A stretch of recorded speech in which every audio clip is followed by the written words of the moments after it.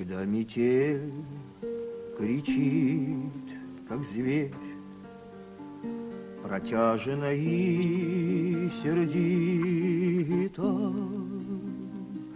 не закрывайте вашу дверь, пусть будет дверь открыта. И уходя в ночной тиши, без долгих слов решайте, огонь сосны с огнем души в печи перемешайте. И отправляясь в долгий путь, нелегкий путь, представьте, двери не забудьте распахнуть, открытой дверь оставьте. Пусть будут теплою стена и мягкою скамейка,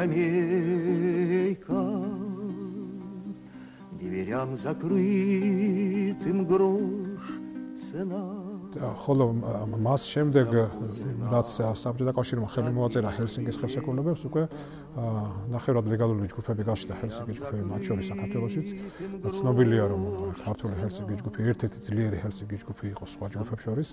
სვიად გამსახურდია მერაბ კოსტავა და ცხილაძისა და სხვების შემადგენლობით და ისიც უნდა ვთქვათ, რომ ძალიან დიდი ავტორიტეტით სარგებლობდნენ სხვა დისიდენტებში 100 დღემდეც. 100 დღემდე მერაბ კოსტავასთან მიმართებაში, რომელიც მოიხსენება ყველაზე გაუტეხელ, ყველაზე ძლიერ სამართლისათვის და თავისუფლებისათვის, ყველაზე სახელოვან დისიდენტებს შორის, ისეთებს შორის, როგორც არის გინზბურგი, ბუკოვსკი და სხვები.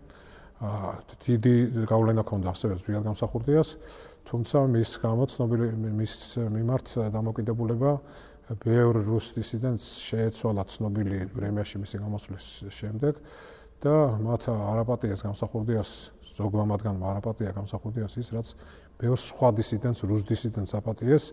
Он вел себя плохо на суде. В отличие от Мераба Костава, который держался блестяще, достойно, благородно. Но потом, когда он уже освободился от своей... Мераб Костава оставался же в лагере. Получил второй срок. Я думаю, трусость. В Грузии, насколько я ее знаю, было много трагических, страшных, горестных страниц. Но никогда не было позорных. С ним связаны позорные страницы. Как вы думаете, вот, например, в Грузии Камсахурдия был тоже каким-то проектом, может быть, КГБ? И как происходило это в республиках? Особенно нас, конечно, наша маленькая страна интересует. Ну, я специально Грузией не занимался, конечно. Вы поймите, объем информации, с которым мне приходилось иметь дело, совершенно беспределен. У них там миллиарды единиц хранения документов, 162 между собой не связанных архива. Это что-то невероятное, это была головоломка. У меня было всего несколько месяцев на это. Так что специально в Грузии я не занимался. Но что я могу сказать? Гамсахурдию хорошо известно, что он был сломлен под следствием и каялся публично. Такие вещи бесследно не проходят. Это надламывает психику человека. Насколько им потом могли руководить из Москвы ГБшники, прямо ли, косвенно ли, манипулируя, используя эти его слабости, его слом, я не знаю. Но что вел он себя очень часто довольно глупо и провокационно, и что это вызвало, в общем, много негативных последствий для Грузии, это, по-моему, вам самим очевидно. Я знаю, что он на меня очень обиделся. Я в каком-то интервью в 91 году вот на такой же точный вопрос ответил, что сломавшиеся люди, вообще-то у них психика очень несбалансированная. И таких людей все-таки не надо делать руководителями. Он на меня обиделся и, как мне передавали, приговорил меня к смертной казни.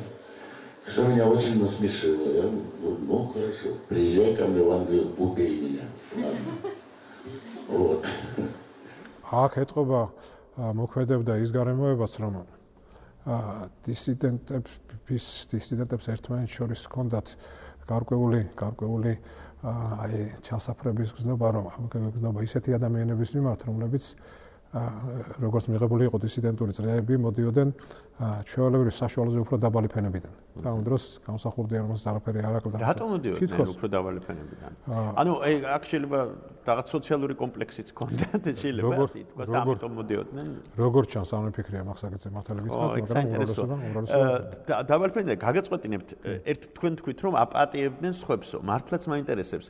თუ KGB მათ ასე თვალსადევნებდა და ყურად ფხიზლობდა მუდმივად, ალბათ ძალიან ბევრი იყო შემთხვევა მათი ეგრეთ წოდებული დავერბოვკების, ხო?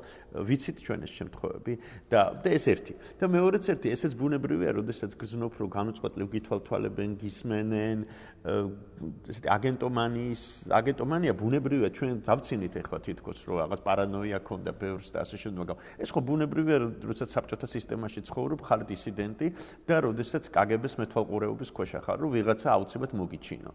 ხო?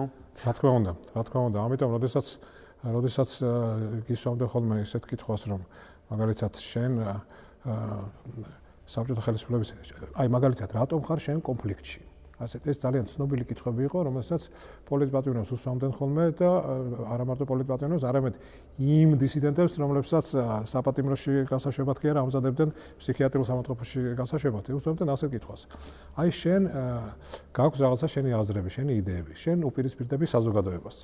რატომ არის შენთვის ასე ძვირფასი და ასე უპირატესი შენი იდეა იმასთან შედარებით, რასაც ქვია მაგალითად მეგობარი, სიყვარული, თავისუფლება, ამ სიტყვის კომუნისტური გაგებით თავისუფლება, ფიზიკური თავისუფლება, ანუ რომ შენ გარეთ ახარ.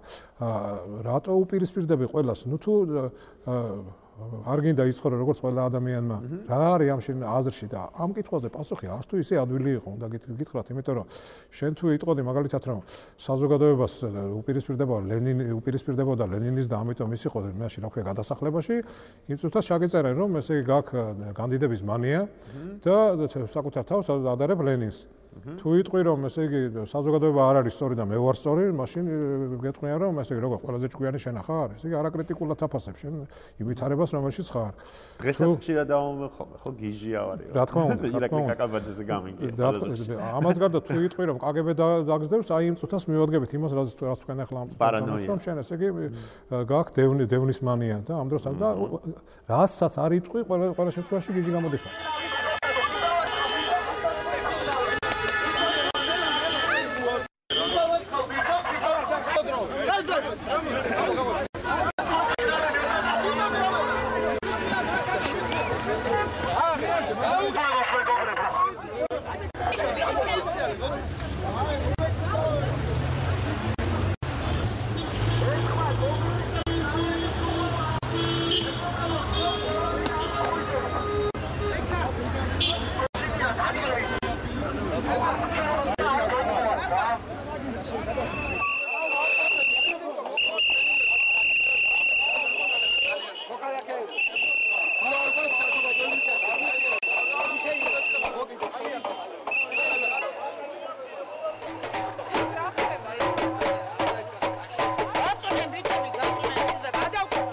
ვინაიდანაც ასეთი უსამართლობის ბოგინი და სიკვდილის ბრიგადების თარეში ქვეყანაში საფრთხეს უქმნის ქვეყნის სტაბილურობას, ჩვენი ქვეყნის სამართლიან მოწყობას, ჩვენი ქვეყნის სამოქალაქო მოწყობას, ჩვენ შეურიგებლობის კომიტეტის წევრები ვაცხადებთ შიმშილობას აი ამ ადგილას ზუსტად რუსთაველის ცენტრში. აქედან ჩვენინებით დაძვრას არ ვაპირებთ.